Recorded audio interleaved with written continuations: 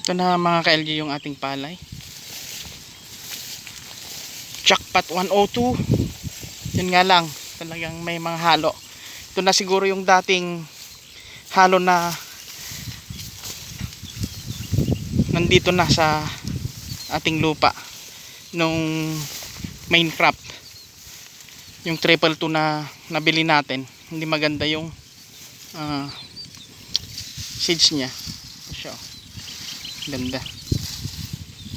Hindi maganda yung seeds nya, daming halo that time. Kaya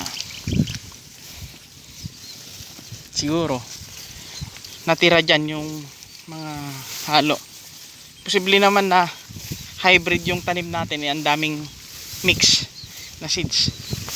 Okay, so hindi sa seeds ito sa aking analysis, kundi yung dating halo ng ating palay. Pero gandang lusog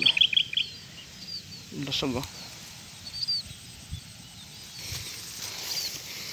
Okay, abangan na lang natin mga ka-LG pag na harvest ito, kung ilang tons yung ating makukuha. Sa main crop bawi tayo. Sana matanggal natin tong mga halo dito sa ating lupa, kasi parang sumabay naman.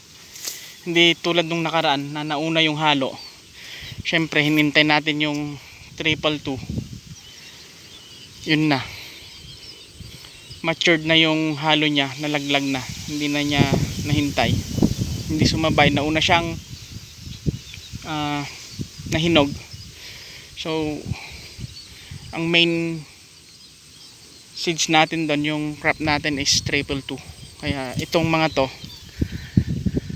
ito na yung naunang nahulog noon, hindi na natin na harvest, kaya may binhi na to.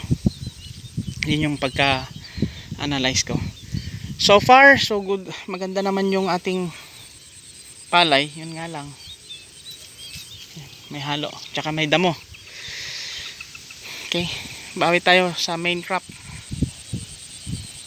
Pero tignan natin yung protocol natin, kasi ang ganda ng forma nya. May mga dumapan na dahil sa bigat doon, and then doon sa kanina.